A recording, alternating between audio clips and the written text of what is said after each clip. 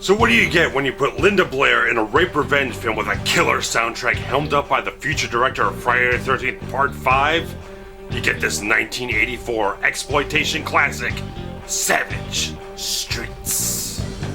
Justice for all, justice for all. You get what you give when you broken the law. During a night out on the town after nearly being run down by a gang known as the Scars, Brenda and her friends trash the leader's car. However, gang leader Jake exacts his revenge by getting his cohorts to gang rape her mute-deaf sister Heather.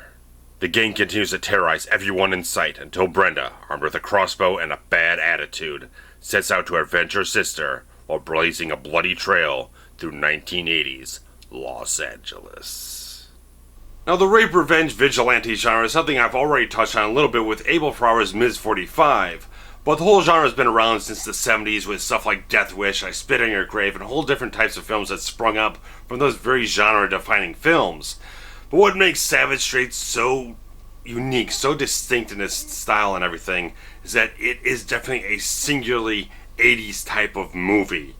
It came out in 1984, which I really feel is kind of like the genesis of what we know of the 80s. You had Michael Jackson hitting it big with Thriller. You had Purple Rain. You had movies like Ghostbusters, The Terminator. You had Miami Vice premiere.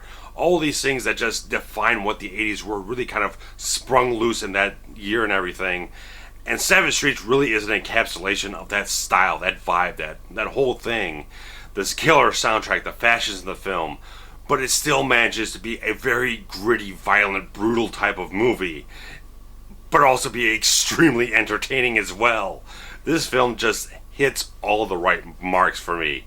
That it gets the down and dirty, disturbing qualities of the violence in the film, but also digs right into the exploitation qualities and just complete reckless abandon in the whole genre, but still makes it a very vibrant, lively, entertaining type of film with great characters, great performances. I think Savage Streets has a lot to offer here.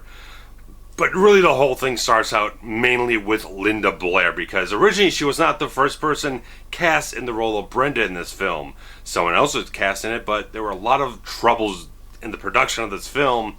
There were script changes. At one point, production shut down in the middle of shooting, and they had to get another producer on board to really kind of motivate things forward, polish up the script, really add in some much more exciting dialogue. Some of the best lines in the film were done by producer John Strong. But without a doubt, Linda Blair is the absolute highlight in this whole film, because she had gone through some stuff in her career that kind of fell off after like Exorcist 2, and things were not going at the high point of her career, so she sought out a script, sought out a project that would really kind of give her a very juicy, meaty type of role that really could jumpstart her career again. And this was a great role for her. She does great as Brenda in this film, because Brenda's this character. She is tough. She's assertive. She's someone who's not going to take anything from anyone. She's not going to back down from anything. But she also has those little areas of compassion and vulnerability in her. She's not just one-dimensional tough chick. She has much more of a dimensional quality to her that you see when Brenda's with her sister Heather, that she shows a very deep down, warm-hearted feeling towards her sister, and everything about the film is towards her sister, her friends, and everything, that she has a very strong, compassionate bond with these people, and that's what galvanizes, that pushes her towards that level, that she is becoming this vigilante at the end of the film. But Linda Blair puts in just such a great, dynamic, diverse, passionate performance in this film. I just love what she does. She brings all the emotion, the depth of pain, and everything, and she also brings this great charisma and personality to this character that just, she makes the whole film so vibrant and lively and charismatic. She does a fantastic, incredible job. I cannot for the life of me why the fuck the Razzies had her win Worst Actress of the Year when this is probably one of her best performances she's probably ever had. There's no fault in this performance whatsoever. She is dynamic, she is versatile, she is passionate, she is everything in this role, and she does a tremendously great job. You get invested in this character right from the start, that she has such a great quality to her as this tough chick. She's also compassionate, she also has a warmth to her. Everything you could want, she's right there, and she stands up for herself. She doesn't take anything from anyone. It's a great role, great performance. But it's not the only great performance in the film. The whole film has great performances. Linnea Quigley, for instance, does a very fine job making Heather a very sweet, innocent young woman without pushing it too far, pushing it towards a slightly nauseating level. She makes it very low-key, very subtle, very type of down-to-earth type of thing. It's not pushing too hard for sympathy or anything. It's just at the right degrees to really get you invested that she is innocent, she is sweet, she's someone that Brenda really honestly cares for and protects. And you feel something very strong when these terrible things befall her in the film. And the scene in question, the whole sexual assault scene, is very disturbing. It's a hard scene to watch. It is brutal, it is gritty, it is dirty, it is not appealing or whatnot. It doesn't glamorize anything, it doesn't go out of its way to make it look flashy or look anything that it shouldn't be. It is very much down and dirty. It's very disturbing type of stuff, and it's handled very well by the direction of the whole film. And Robert Dreyer does a great job in this film as Jake. He is the main bad guy in this whole thing. One, he's got a great look. He's a big dude. He's got a great sort of fierce type of streetwise thug type of look to him. He just looks like a guy who just intimidating as all hell, menacing. This guy looks like he could rip your head off. And he does a fantastic job. Intense, passionate type of stuff. There's nothing. There's no redeeming qualities of the character. He is a complete psychopath. By the end of the film, he's just completely all out, 100% into this role. He is so good in this role. He makes the film, because you gotta have a guy that you despise like living hell to make Brenda's revenge feel so satisfying, feel so drive it forward so strongly that this guy is such a piece of utter scum and shit that you want to see him go down. And Robert Dreyer does such a tremendous job in this role, making him every little disgusting, despicable thing you'd want him to be. And his whole gang is portrayed fantastically. It is perfectly cast every single way. These guys are so into their roles, and they work so perfectly off of one another. There's just such a natural chemistry, charisma between all of them. And you also got the little character, he's a little kind of the reluctant part of the scars in the whole film, that he's not completely with these guys. He's kind of hanging with them because they're kind of cool, and maybe kind of gets along with them just a little bit, kind of the odd man out trying to work with them, but he's not really their friend. He's kind of like the punching bag of the whole gang and everything, and he's really kind of the wild card and everything, and he does a very fantastic job in the role too. And you got John Vernon in this film, who is a tremendous actor, and that fucking voice that's platinum gold. I mean, that's just, oh man. The guy did a lot of voice work up until his death in 2005, and the guy just looks tough as nails, man.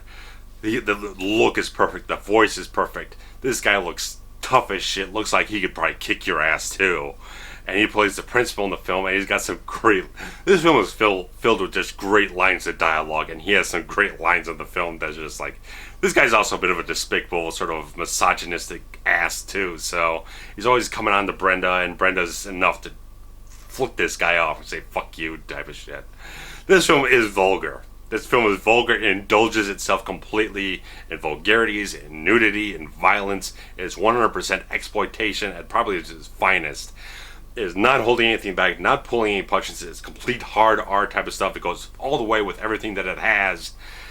And not just in the graphic stuff. It's because the characters are so good, the performances are so strong. It does a lot of great things in those regards and everything.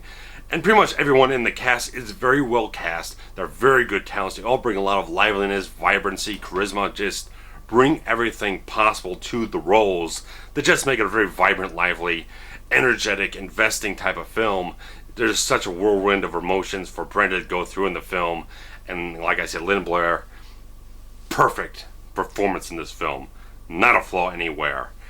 And Danny Simon's direction, because he wasn't the original director. They had someone else come in, shoot for a couple days, and he departed the film, and Danny Steinmann got brought into the film as production was going along. So like I said, a lot of problems, but he is credited with some screenwriting in the film too. And he does a very good job directing the film too. It looks great. I think the film looks great as an exploitation film. It doesn't look like a big flashy production. It's very down and dirty, very gritty type of stuff. But it's still, there's some good, very sort of inspired moments of camera work and good solid visuals here and there that work very, very well. And it doesn't go over the top, doesn't try to get too flashy, but it chooses the right moments to have a little bit of visual impact on you at certain moments in time. And I think Danny Steinmann did a good job directing the film, regardless of any kind of troubles that went on throughout production, losing financing, stopping production, had to restart it. Various script changes along the way. I think he put together a very good film as a director. And watching this film, you'd think he would make a very good Friday the 13th film. From the violence, the gore, just the grit and the dirt and the violence and the exploitation qualities of it, the look of the film, you'd think he'd make a very solid candidate for a Friday the 13th movie, but the one he made kind of looked like a cheesy piece of junk. Not entirely terrible, but it doesn't live up to what he possibly could have been, of what this film sort of suggests he possibly could have achieved. But like I said, troubled production, you don't know how much of what he brought to the table was his own idea and what other people offered along the way. But I tell you, this film has a killer soundtrack. I would say that this is a hell of a damn good film, and the soundtrack makes it great. John Farnham's songs in this film are just absolute pure 80s anthem rock type of stuff. Two of his songs, Innocent Hearts and Justice for One, are just complete rock anthems that just get you pumped up at the right moments in the film, just give you that great swell of a charge in the film that just go all the way. And he's got some other songs in the film that one might seem familiar to Transformers fans. Nothing's Gonna Stand in Our Way, which was covered by another band for the Transformers movie 2 years later. So that's interesting to find, and he's the original performer of the song. And there's just great songs throughout this whole soundtrack, and it's a crime that this thing is not commercially available. It's never been actually commercially available. There's only been like demo screeners to radio stations and a very limited CD release a long time ago.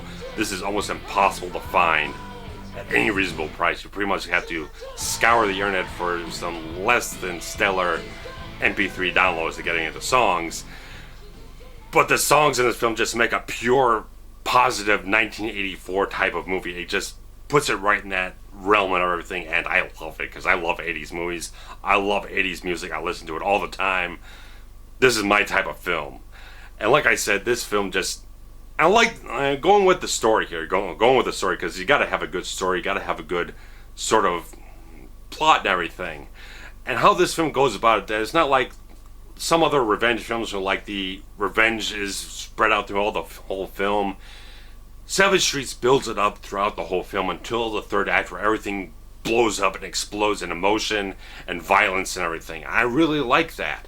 They build up the characters, they get you invested in them, then they start having terrible things happen to certain characters in the film, and you get to know Brenda much more. You get a depth of her emotion, depth of her connection with these people, until everything just explodes in that massive, gut-wrenching type of emotion that she gets very cutthroat. She becomes this great fucking vigilante hero at the third act of the film. It's just, everything she does in the third act is just pitch perfect, tremendous stuff. I love it. And Linda Blair also said one of her favorite lines that she's ever delivered in her career is in this film, and quite frankly is one of the best lines I've ever heard anyone say in a movie ever. I'm just going to cut to it now so you can listen to it and see what the heck I'm talking about. Look who's here. The game's over, bitch. This time you're dead for sure. First, I'm gonna fuck you. And then, I'm gonna slice you into little pieces. Sounds nice and kinky to me. Too bad you're not double jointed. Why? Because if you were, you'd be able to bend over and kiss your ass goodbye. And there's just great dialogue like this throughout the whole film that, if you really are a fan of 1980s action movie one-liners, this film has got a lot of good one-liners, got a lot of good memorable dialogue that just perfectly punctuates the attitude of the film. Producer John Strong really added all these little great quotes, all these little great bits of dialogue that even Linda Blair was very much excited about. She really liked all these little things that he added in there that just gave the film that kind of attitude. But Savage Streets is a film that I looked around, I hunted down for a long time. Every time I went into a used DVD store, I looked for this film. Probably could have ordered it online a long time ago, but I just was on that hunt, just trying to find that and get it in my hands and watch it as soon as I bought it. And I eventually found it, I bought it, I watched it, I reviewed it, I loved it from first sight. Whenever I hear any songs from that soundtrack, it gets me juiced up to see this film. It gets me excited because it's such a good soundtrack, sort of just like Transformers the movie, such a strong, powerful, energetic soundtrack that just gets you pumped up and makes you remember the film so well. I think that's a sign of a very solid soundtrack, that when it can do that, it's not just a song anymore, it's part of an overall film experience, that the whole thing is so strongly interconnected with the film that it feeds off of one another in your own heart and mind and just everything else. And I think Savage Streets, if you love exploitation, if you love 80s films, you love a little grit, a little exploitation, a little violence, just something that's raw and dirty and gritty with a lot of 1980s pop sensibilities and its style and its music and everything, this is definitely the film for you. I think it's just so damn good. I just get pumped up watching this film. I like it. The third act is phenomenal for me. I just love it. Linda Blair's on fire in this film, in that third act. She is just so damn good in this film. And that's basically all I got for you this time. If you've seen Savage Streets, I would definitely love to see your comments below. I definitely got juiced up to see this film from a lot of good word of mouth over a lot of years. And I had to see this film. And it really paid off because I just love the hell out of it. I think it's just a tremendous film. Top to bottom, inside and out, from start to finish, just great. I ramble on for it forever, but let you ramble on for it. If you've seen Savage Streets, post some comments below. Do you love the soundtrack? Talk about some Linda Blair movies. I think she's a tremendous actress. I thought, not even Exorcist, she's done a lot of great work all over her career. Definitely talk her up. She's a great actress, and I love seeing the interview on this thing. She does a great, enthusiastic interview. So does Linnea Quigley. Very in-depth, very insightful type of stuff. I really like it. I would definitely, even though this one's kind of out of print, I would definitely say seek this out for those interviews, for nothing else. Go get that version. I definitely support it, and I think there has been a limited edition Blu-ray issued, but very scarce special features. I think all they got is a trailer, but if you want to get in high def, you can definitely go check it out. If I can find a valid link for the purchase, I'll put it down in the description. I believe it's released by Code Red, so you can do a search around, see if you can find a purchase link for that, and I'll take care. You take care, and I'll see you again soon. Thanks for watching. Bye-bye.